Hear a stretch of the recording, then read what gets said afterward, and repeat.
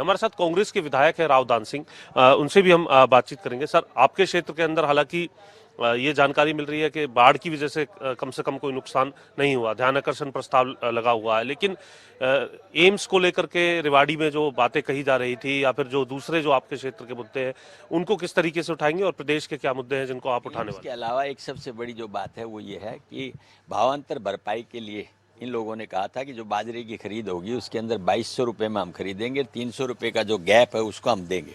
वो आज तक मेरे क्षेत्र के अंदर में बहुत से लोगों ने मेरे को शिकायत की है कि आज तक हमें भावांतर भरपाई का वो 300 रुपया पर क्विंटल का जो मिलना चाहिए था वो आज तक नहीं मिला। पहला काम। दूसरा काम, मेरे यहाँ पर रोडों की कंडीशन बहुत वर्स्ट है।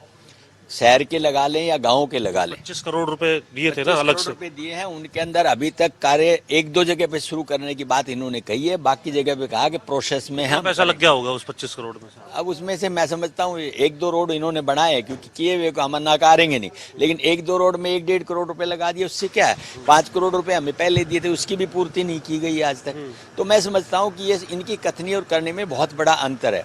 रासवाल इन्होंने जो बात कही है, मैं ये कहना चाहता हूँ कि कौशल रोजगार के नाम पे इन्होंने एक स्कीम चलाई जिसमें नौजवानों को ये भविष्य देने की प्रयास किया कि हम आपको रोजगार देंगे। आज मैं उसकी ये पूछना चाहता हूँ सरकार से कि उसके पीछे नीति क्या है।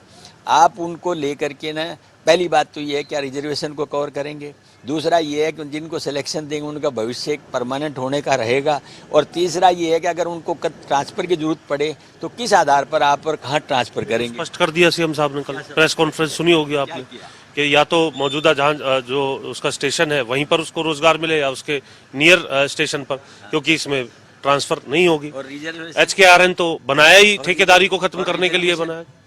और रिजर्वेशन, उसका आप सवाल पूछेंगे? हाँ, सवाल पूछेंगे आज। रिजर्वेशन का सवाल मैं पूछूंगा इससे कि इसके अंदर रिजर्वेशन में जो बच्चे हैं उनका भविष्य क्या रहेगा।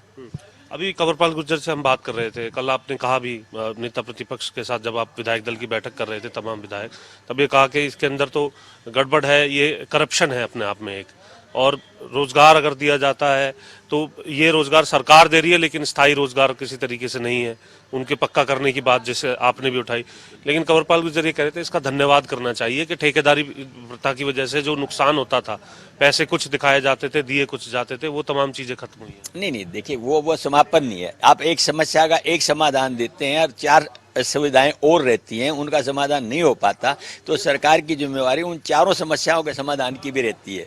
मैं सीधा सा बात ये मैं बताना चाहता हूँ कि ये जो कौशल रोजगार निगम है, इसके अंदर आपने इतने लंबे समय तक ये चीज चलाई है, उसके अंदर आज तक कोई ट्रांसपेरेंसी नहीं है। कल 986 लोगों को एक क्लिक में जो है वो भेजी गई नौकरी। 9000 पोस्टें खाली पड़ी हैं और 986 से संतुष्टि नहीं हो सकती।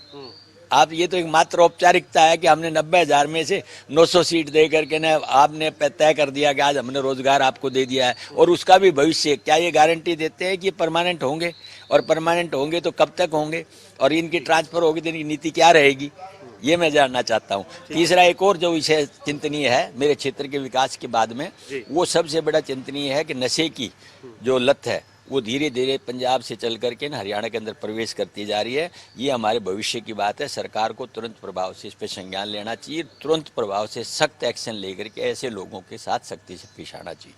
ठीक है, धन्यवाद।